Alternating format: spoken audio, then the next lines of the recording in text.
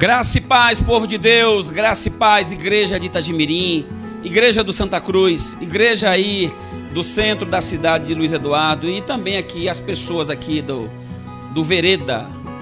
Agora vamos falar de oferta, querido, e eu quero utilizar um texto que está no primeiro livro das Crônicas, no capítulo 29, versículo 3 até o 5, diz o seguinte: E agora, por causa de minha alegria com a construção do templo de meu Deus, entrego todos os meus tesouros pessoais, ouro e prata, para ajudar na construção, além de todos os materiais que juntei para o santo templo.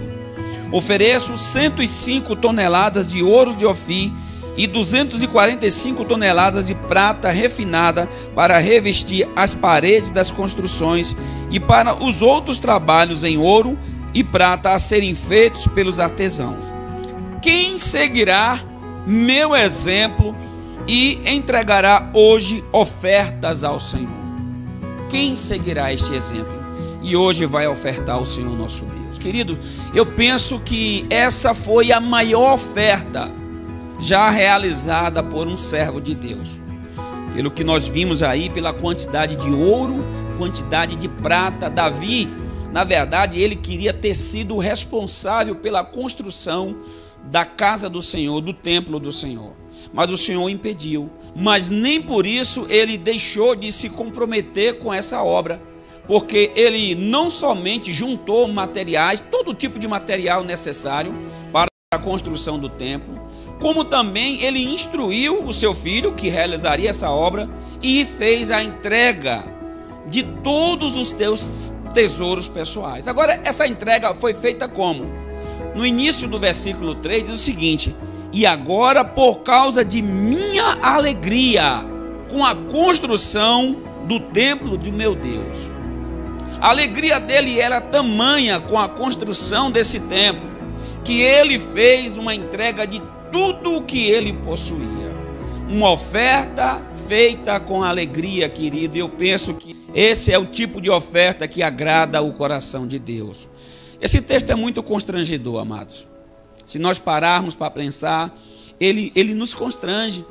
Porque Davi, um homem que tudo que juntou na sua vida entregou, no final da sua vida ele faz uma oferta de tudo que ele possuía. E às vezes, querido, nós somos tentados a deixar de cumprir, de manter a nossa fidelidade. Às vezes Davi, se você ler o capítulo 17, ele se sentiu constrangido quando estava em seu palácio, muito luxuoso, e ele lembrou que a arca do Senhor ficava debaixo de uma tenda, uma simples tenda. Ele disse: não, isso não pode continuar. Eu tenho que fazer alguma coisa pela casa do meu Deus. E de fato, ele juntou o que ele pôde para que aquela construção fosse realizada. Aí a pergunta é: de que forma eu tenho contribuído para a obra de Deus? No que se refere à questão financeira. Eu tenho sido fiel? Eu tenho sido um mantenedor da casa do Senhor? Eu tenho me comprometido para que nada falte, para que os compromissos firmados mensalmente sejam honrados? Então são perguntas, querido, que eu faço a mim e que eu gostaria que você fizesse a você. Você tem sido como Davi? Você tem entregado alegremente as suas ofertas? E ainda ele fala assim: quem seguirá? Quem me seguirá? Davi foi um exemplo. Naquele momento ele foi um grande exemplo.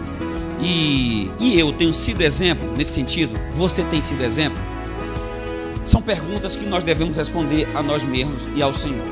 Vamos orar? Santo e amado Deus, louvado seja o teu santo nome. Obrigado, Deus, pela tua bondade, pela tua fidelidade, Senhor. Obrigado porque até aqui o Senhor tem nos ajudado e certamente continuará a nos ajudar, Senhor Deus. Deus, toca no coração de cada homem, de cada mulher, de cada pessoa, de cada jovem que está ouvindo essa palavra, Senhor Deus. Toca para que ele continue sendo fiel. E se não tem sido, meu Deus, que a partir de hoje, que a partir desta palavra, dessa ministração, daquilo que o Senhor falou ao coração dessa pessoa, ele passe a ser fiel para a glória do teu nome. Amém. Graça e paz, e que tenha um excelente... Muito bem, meus irmãos, como eu já disse mais cedo, é um grande prazer estar aqui. Para você que chegou agora, nós estamos transmitindo em conjunto para as 3 igrejas de Luiz Eduardo Magalhães e a igreja que na verdade é basicamente a igreja mãe das 3, a igreja de Itagimirim, Bahia. Então os irmãos de Itagimirim, você que está com a gente agora, hoje nós estamos fazendo aqui um culto em unidade. Pastor Edson, seu pastor, juntamente com os pastores das 3 igrejas aqui em Luiz Eduardo Magalhães, pastor Silvio, pastor Almir e pastor Aldrin, né? Então, este momento é o momento da gente refletir na palavra de Deus. Eu quero compartilhar com vocês uma palavra com base em 1 Coríntios capítulo 10, versículos de 1 a 13, tá bom? Vou fazer a leitura na Nova Versão Internacional. Diz assim: porque não quero, irmãos, que vocês ignorem o fato de que todos os nossos antepassados estiveram sob a nuvem e todos passaram pelo mar. Em Moisés, todos eles foram batizados na nuvem e no mar. Todos comeram do mesmo alimento espiritual e beberam da mesma bebida espiritual, pois bebiam da rocha espiritual que os acompanhava, e essa rocha era Cristo. Contudo, Deus não se agradou da maioria deles, por isso seus corpos ficaram espalhados no deserto. Essas coisas aconteceram ou ocorreram como exemplos para nós, para que não cobicemos coisas más como eles fizeram.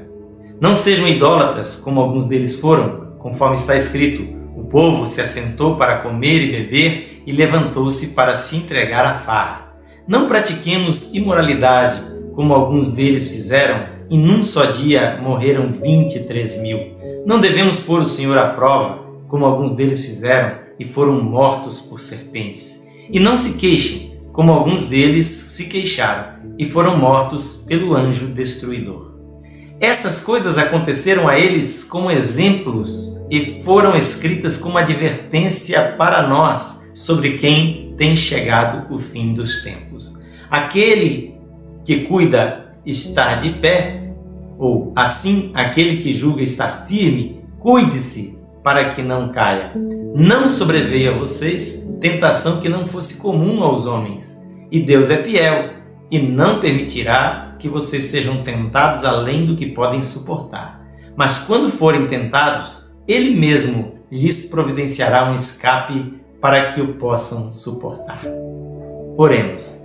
Pai, que a Tua palavra possa nesta hora ministrar ao coração de cada um dos Teus servos e servas que estão ligados nesse momento, nessa live, aqueles que vão assistir também depois, que a mão do Senhor esteja abençoando o coração de cada um para não somente compreender, mas, ó Deus, absorver esta palavra e, ó Deus, assim ter a sua vida, Senhor amado, em vigilância na Tua presença, de modo a estar consagrado e cumprindo a Tua vontade, em nome de Jesus. Amém. Queridos, essa palavra começa com uma advertência, dizendo que aquilo que aconteceu a Israel no deserto serve como exemplo para nós, para que nós não cobicemos as coisas más. Ou seja, em outras palavras, o que eu quero falar com você é sobre o perigo de nos contaminarmos com as coisas más. E nós estamos vivendo esse tempo de pandemia, esse tempo de contaminação pelo Covid-19, mas, queridos, isso também deve servir como uma ilustração para a gente. Muitas vezes, em outros tipos de enfermidades, nós carregamos vírus em nossos corpos que alguém pode carregar um vírus, por exemplo, que está ali, foi detido, está apenas latente, mas se o seu sistema imunológico de repente ficar enfraquecido, você poderá ser contaminado ou voltar a ficar com aquela enfermidade. Já por outro lado, o Covid-19 é uma ameaça externa. E a gente pode ver aqui na história do povo de Israel que eles tinham tanto o perigo da contaminação interna, porque Jesus disse que todos os males que contaminam o homem vêm de dentro, do coração, e contaminam o homem. Então, sendo que Jesus disse isso, nós devemos entender isso. Nós temos a nossa tendência de nos contaminarmos pela nossa própria pecaminosidade, pelas nossas próprias inclinações ao pecado. E também, como no caso do povo de Israel, quando uns se queixavam, logo os outros absorviam aquele espírito negativo e começavam a se queixar também e assim por diante. Então, esses males que aqui foram colocados, ou essas tendências, contaminavam tanto de uma forma como de outra. Aquilo que estava dentro era despertado pela ação de outros e então uns contaminavam os outros.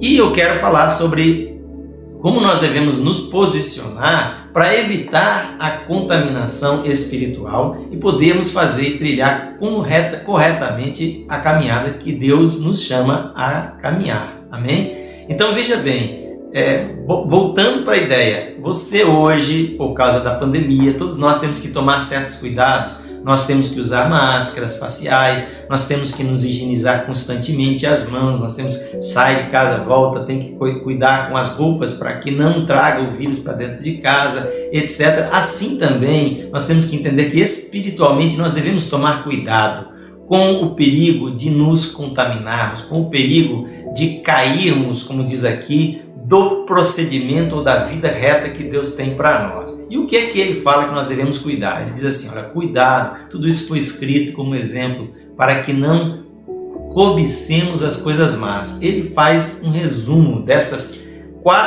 quatro perigos de contaminação, ele resume usando essa expressão, para que não cobicemos coisas más. Tá? Então, quais são estas coisas más e que perigos que nós corremos? Primeiro, ele fala aqui sobre o perigo da idolatria. Ele diz, não sejam ou não pratiquem ou não sejam idólatras como alguns deles foram, conforme está escrito. O povo se assentou para comer e beber e levantou-se para se entregar à farra. Isso se refere exatamente à festa que eles fizeram enquanto Moisés estava no monte recebendo as tábuas com a lei de Deus. O povo inquieto queria então que Arão fizesse ídolos ou fizesse deuses em formas visíveis para eles. E assim, vocês sabem a história, Arão acabou fazendo um bezerro de ouro e ele colocou aquele bezerro para o povo adorar. E o povo então, ao adorar o bezerro, se contaminou com a idolatria e acabou fazendo festas que acabavam levando à farra e à orgia, à bebedice, à glutonaria. Tudo isso é resultado. Isso tem que ser chamado, nós temos que prestar atenção nisso, que a idolatria sempre leva à corrupção moral também. Tá? As festas idólatras levavam à corrupção, tanto no sentido de que as pessoas se embriagavam e por se embriagarem acabavam também cometendo todo tipo de imoralidade e corrupção no meio destas festas. Tá? E aí por isso que ele diz assim, eles foram idólatras e o povo se levantou para comer e beber e se entregar à farra. Algum problema em ser festivo? Algum problema em alguma festividade? Não, desde que não seja por meio de idolatria ou por idolatria e nem nos leve à contaminação moral, tá entendendo? Então, na verdade, o que aconteceu foi que eles, por idolatrarem, se corromperam. A idolatria é nada mais do que a gente trabalhar para fazer um Deus manipulável, um Deus que seja do jeito que a gente quer, não o Deus que nós realmente devemos adorar, que é o Deus que se revela a si mesmo como Ele é. E nós temos que aceitar a Deus como Ele é e não criar um Deus. Idolatria é a gente formar o próprio Deus, é a gente trabalhar para ter um Deus ao nosso gosto, à nossa preferência. A gente tem que tomar cuidado com essa tendência, amados. Porque mesmo que você já seja livre daquela idolatria de adorar uma imagem, adorar um ídolo fora, alguma coisa que estava ali pendurada numa parede ou num pedestal, você, eu, todos nós temos a tendência de adorar um Deus criado por nós mesmos. Veja, vou dar um exemplo, não é o caso de Jonas, de que Jonas tenha se tornado idólatra, mas olha o perigo que ele corria, porque Jonas, sabendo que Deus o havia chamado para pregar aos ninivitas, como ele odiava os ninivitas, como ele tinha um desejo de que os ninivitas fossem destruídos, ele não queria que eles fossem poupados, e ele sabia que Deus é bom e que se eles se arrependessem e se quebrantassem diante de Deus, Deus os perdoaria e os pouparia da destruição. Então Jonas torcia pelo mal dos ninivitas, e eu quero que você entenda como isso é perigoso para nós, porque as nossas eu diria assim, a nossa formação cultural, a nossa mentalidade cultural, a nossa mentalidade política, por exemplo, pode nos levar a uma idolatria que nos segue completamente. Tá? O que é isso? Significa que nós podemos aceitar de Deus só aquilo que está de acordo com o que nós queremos, mas aquilo que não está de acordo com o que nós queremos, nós não aceitamos. E aí nós distorcemos Deus e fazemos de Deus não mais o Deus que ele é, mas um outro Deus. Isso é formar um ídolo, o Deus da sua preferência. O que aconteceu com Jonas não é que Jonas chegou ao ponto de ser idólatra, mas ele não queria aceitar o fato de que Deus é um Deus bondoso, misericordioso, que se arrepende do mal, no sentido de que Deus não quer praticar o mal, não queria destruir os ninivitas, mas queria que eles se arrependessem. Então Deus manda a ameaça: se eles não se arrependessem, eles seriam destruídos. Mas Jonas, sabendo que Deus os perdoaria, fugiu de Deus. Depois, quando ele vai e os ninivitas se arrependem, ele fica irado com Deus. Então você vê em todo sentido que Jonas estava querendo que Deus fosse diferente do que ele era. Se fosse possível, ele teria feito Deus diferente do que ele era, para que Deus fizesse o que ele queria.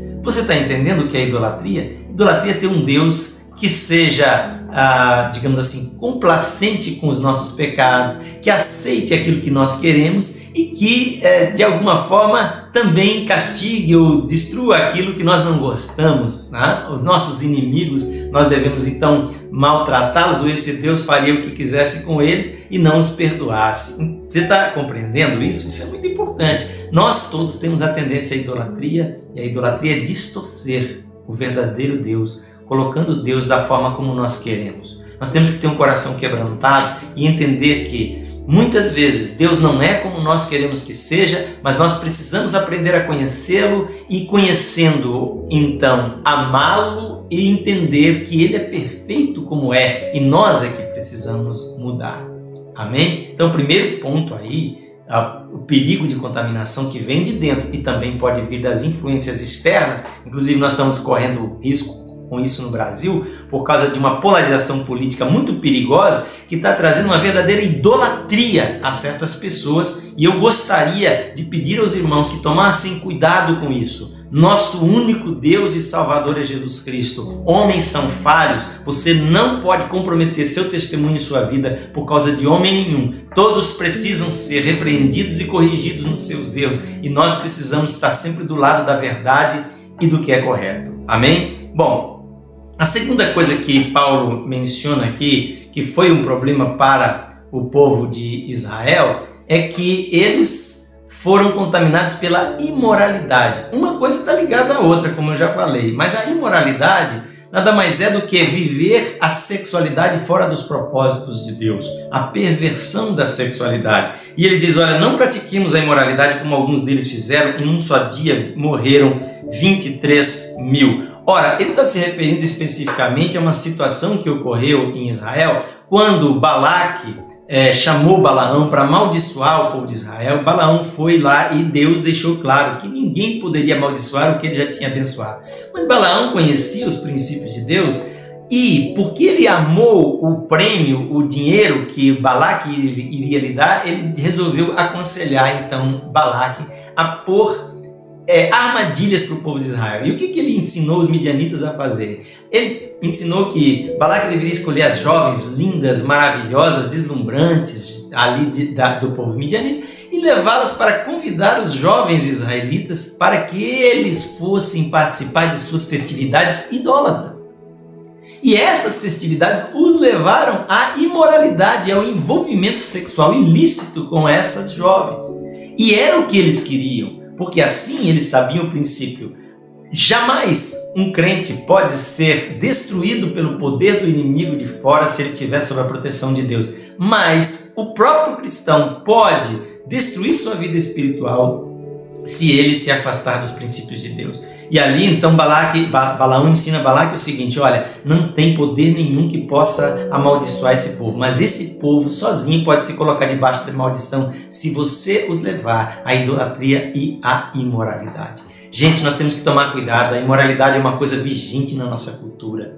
Você pode ver isso na internet, é constante, em qualquer situação. Até aquilo que antigamente era alguma coisa considerada imoral, hoje é a coisa mais comum. Mulheres desnudas, pessoas de todo jeito aparecendo em qualquer situação que você clica na internet. Então a gente tem que tomar muito cuidado, porque tanto na internet, que é hoje um grande problema, né? Não somente nos sites de pornografia e tudo mais espalhada por todos os cantos, mas também nos WhatsApp da vida, nos Facebook, naqueles contatos que hoje são fáceis, né? Então muitas vezes as pessoas começam ali com um elogiozinho, com uma curtida numa foto e tal, e a partir daí vão desenvolvendo um relacionamento que acaba levando à imoralidade. O que é imoralidade? É quando uma pessoa se envolve sexualmente com outra, seja sexualmente ou seja simplesmente na intenção, no affair, né? No namoro, e sendo isso ilícito para ela. E na verdade você tem muitas situações assim, tanto de jovens não casados como de homens e mulheres casados se envolvendo. Quantos casamentos estão sendo destruídos hoje por causa da imoralidade em que as pessoas caem por causa dessas facilidades que a internet trouxe? Então seja vigilante. Nós vivemos numa cultura que é devotada, que é entregue à imoralidade. As festividades, tudo conduz à imoralidade. Então toma cuidado com isso. É o que a palavra de Deus diz. Olha, você quer andar, tem um chamado, você tem que andar seguro. Assim como Israel saiu do Egito e passou pelo mar e tinha que ter ido para a terra prometida, mas acabou tendo que ficar no deserto 40 anos e toda aquela geração morreu ali porque eles eram chamados para ir para Canaã, mas eles caíram na contaminação da idolatria e da imoralidade e das demais que eu vou falar agora, e por isso a gente tem que ser muito vigilante, tá? Agora voltando para o texto diz: também não devemos pôr o Senhor à prova, como alguns deles fizeram e foram mortos pelas serpentes. Aqui se refere ao texto em que o povo de Israel começou a se queixar contra Deus e exigir então que Deus lhes desse o alimento, lhes desse aquilo que eles queriam, porque eles estavam insatisfeitos com aquilo que eles estavam recebendo. Ora, amados, entenda bem, por Deus à prova tem esses dois aspectos, tá? Primeiro é quando você não está satisfeito com aquilo que Deus lhe dá e você quer que Deus faça o que você quer que seja feito. Em vez de você aprender com a vontade de Deus, você então quer que Deus faça a sua vontade. Um outro aspecto é quando você, já querendo fazer a sua vontade, se lança numa situação e quer que Deus te proteja daquela situação. Vou dar um exemplo: o próprio Jesus foi tentado nesse sentido, tá? Quando Satanás o levou ao pináculo do templo e disse: se tu és o filho de Deus, atira-te daqui abaixo, porque está escrito. Satanás cita a Bíblia para Jesus, né? Aos seus anjos dará ordens a teu respeito para que te guardem, para que não tropeces em alguma pedra. Satanás cita o Salmo 91 para Jesus descaradamente, querendo que Jesus saltasse ali, dizendo: eu vou saltar para provar a todos que eu sou o Messias e Deus vai me proteger. Mas Jesus, que conhecia bem o Pai e a Palavra, disse: também está escrito, não tentarás o Senhor teu Deus. Tentar a Deus é, portanto, obrigar Deus, ou querer obrigar Deus a nos proteger numa situação em que Deus não nos mandou entrarmos. Você está compreendendo? Isso seria tentar a Deus. E essa é uma maneira de pôr Deus à prova. É você tentar a Deus, é você querer que Deus te proteja numa situação em que você se meteu porque você queria se meter. Muitas vezes o crente vai lá, não que ele tenha necessidade de algo, ele deseja alguma coisa e ele faz uma compra no cartão de crédito imprudentemente, né, sem ter condições para aquilo, porque ele quer demais aquela coisa, porque ele não tem a paciência de esperar, porque ele não tem a paciência de juntar, porque ele não tem a paciência de orar, e às vezes, amados, porque ele realmente não quer que Deus negue a ele aquilo, então ele vai lá e força a situação, tá? Queria que você compreendesse isso. Quando a pessoa faz isso, ela se mete em dívidas, tal, depois fica rogando a Deus para que Deus a livre. É quase como aquela história: Jesus pularia no pináculo do templo e quisesse que Deus o protegesse, sendo que não foi o Pai que mandou ele pular. E eu quero que você entenda o seguinte: muitas vezes na nossa vida com Deus, para serviço de Deus, nós podemos sim, sob a orientação de Deus, dar passos de fé na vida financeira, adquirir algumas coisas que normalmente ou naturalmente não estão no nosso alcance, mas isso tem que ser mediante a palavra de Deus, uma convicção e para o objetivo de servir e glorificar a Deus. Mas quando nós estamos buscando para o nosso bel prazer, nós estamos nos metendo em encrenca, e muita gente faz isso. Muita gente administra mal sua vida porque gasta mais do que ganha, e gasta mais do que ganha porque na realidade está querendo coisas que não ainda é o momento de ter. Então muitas vezes nós acabamos fazendo assim, colocando o Senhor à prova em diversas situações da nossa vida. Nós achamos que Deus tem que fazer aquilo que nós queremos. Alguém quer namorar com uma determinada pessoa, quer aquela pessoa e não quer mais saber que Deus queira outra, e então ele insiste tanto que Deus acaba lhe dando aquilo que na verdade não era para o seu bem. E depois a pessoa fica querendo que Deus a livre numa situação que ela obrigou Deus a fazer. Você está compreendendo o que eu estou te falando? Então, ele disse, não faça isso, não coloque o Senhor à prova, porque foi assim que muitos foram mortos pelas serpentes. E por último ele diz, e não se queixem, como alguns deles se queixaram e foram mortos pelo anjo destruidor. Eu queria que você observasse que as coisas estão todas ligadas ali. Na história de Israel, essas coisas estão ligadas. A idolatria com a imoralidade, o queixar-se com o colocar Deus à prova. Eles queixaram-se e por queixar-se colocaram Deus à prova. Será que Deus pode nos dar carne? Será que Deus pode nos dar pão nesse deserto? Deus pode tudo, né? Será que Deus nos trouxe aqui para nos matar? Deus abriu o mar para eles, mas eles estavam constantemente se queixando. Passou um pouco, depois de ter visto o mar aberto, tudo o que aconteceu, os egípcios destruídos, eles não tiveram a paciência de dizer, Senhor, se o Senhor nos trouxe aqui, dá-nos água para beber. Não, começaram a reclamar, dizendo, pô, Deus nos trouxe nesse deserto para nos matar de sede. E este queixar-se, essa atitude ingrata, desagrada a Deus e fez com que eles se desqualificassem para o chamado que Deus tinha para eles. Eu queria que você observasse aqui que o texto começa dizendo que todos eles estiveram sob a nuvem e passaram pelo mar, e assim em Moisés todos eles foram batizados tanto na nuvem como no mar, e comeram do mesmo alimento espiritual e beberam da mesma bebida espiritual, pois bebiam da rocha espiritual que os acompanhava, e essa rocha era Cristo. Isso é muito significativo. Isso significa que aquele povo tinha uma experiência com Cristo, que aquele povo foi chamado para servir a Cristo. Mas o que aconteceu? Deus não se agradou da maioria deles. Deus não se agradou por quê? Porque eles não responderam adequadamente ao chamado que Deus teve para eles. A culpa não foi de Deus da sua perdição, mas foi a escolha que eles mesmos fizeram. E por isso nós temos que ser vigilantes. Não é à toa que há advertências na Bíblia, porque você pode sair do caminho que Deus tem para você. E, portanto, temos que lembrar, da mesma forma como nós podemos, sim, melhorar as condições, pode ser que mais cedo ou mais tarde tenhamos que nos contaminar com o vírus que nós temos aí, né? Mas podemos segurar a onda para que não haja mortes excessivas por não ter atendimento das situações mais graves suficiente nos hospitais. Então é isso que nós temos que entender. Já na questão da palavra, não, Deus diz que Ele nos dá condições perfeitas para evitarmos completamente esta contaminação. Mas Ele diz, assim, aquele que julga estar firme, cuide-se para que não caia. Então ele fala aqui de uma atitude de vigilância necessária.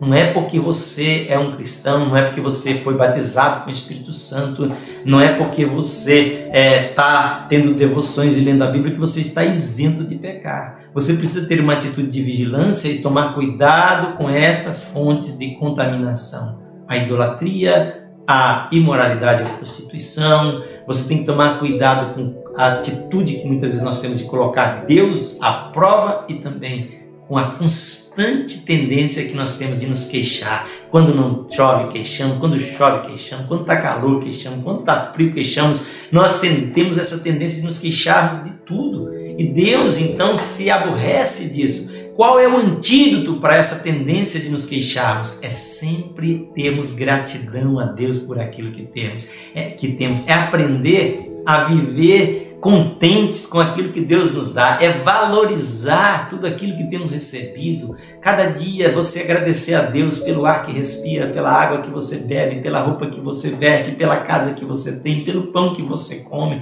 e manifestar gratidão mesmo quando as coisas não se parecerem ou não estiverem de acordo com o que você gostaria que fosse, mas agradecer pelo cuidado de Deus, e assim Deus cada vez te abençoa mais. Por último, ele completa dizendo, na verdade, nunca essas tentações serão diferentes para você do que para qualquer outra pessoa. Estas tentações são comuns para todos nós como seres humanos. Mas ele diz assim, Deus é fiel e não permitirá que vocês sejam tentados além do que podem suportar. Ou seja, aqui é uma palavra segura. Deus não permite que você seja tentado além do que pode suportar. Mas quando você for tentado, Ele providenciará um escape, um meio de livramento para que você o possa suportar. Portanto, fica esta palavra para você. Você pode ter atingido e alcançado um bom patamar na sua vida cristã, você pode ter ou se considerar um crente fiel, mas você precisa, todos nós precisamos, manter essa atitude constante de vigilância. Por quê, amados? Porque essas tendências estão em nós mesmos. Não adianta você dizer que você é imune à tentação da imoralidade, ou da prostituição, ou da pornografia. Você não é, como eu também não sou. Se nós não formos cuidadosos e vigilantes, nós caímos. Portanto, amados, vamos tomar com seriedade essa advertência de Deus, porque Deus tem bom propósito, como tinha para com o povo de Israel. Deus tinha uma boa terra, Deus tinha bênçãos para lhes dar, mas eles tiveram uma atitude ruim para com Deus e por isso aquela geração se perdeu. Que não aconteça com você, que você seja abençoado, que você possa andar com atitude alegre, feliz, constante, vigilante, que você possa realmente decidir que você quer servir somente a Deus como Ele é e conhecê-lo por meio da sua palavra e da oração e da vida com Ele, para que você não crie um outro Deus, que você se guarde da imoralidade, que você se guarde de se queixar e se guarde de colocar Deus à prova, e assim você será aprovado. Vamos orar agora para que Deus abençoe a sua vida e nos ajude a termos essas atitudes constantes de vigilância contra a contaminação espiritual. Amém? Senhor, muito obrigado por essa oportunidade de ministrar para as igrejas em conjunto, aqui em Luiz Eduardo Magalhães e Itagimirim conjuntamente. Pai, nós queremos agradecer por cada vida, por cada irmão e irmã que tem nos acompanhado e queremos abençoá-los agora em nome de Jesus. Abençoamos, ó Deus, a vida de cada um, o lar de cada um e declaramos, Senhor amado, que a Tua bênção visita a casa dos Teus fiéis. Pai, que o Senhor possa guardar o nosso coração e nos ajudar a ser vigilantes para que, ó Deus, seguindo o exemplo, ó Deus, daqueles irmãos, ou seja, aprendendo com o exemplo deles, nós nos guardemos de todo o mal. Nós abençoamos o Teu povo agora em nome de Jesus. Amém e amém.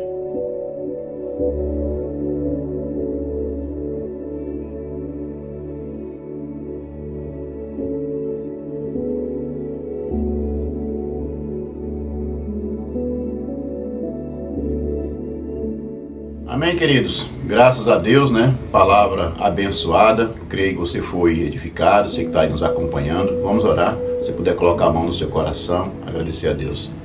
Pai de eterna bondade, nós te louvamos por esse tempo tão maravilhoso, Pai. Essa palavra que veio, Deus, tocar no nosso coração e trazer edificação, fortalecimento.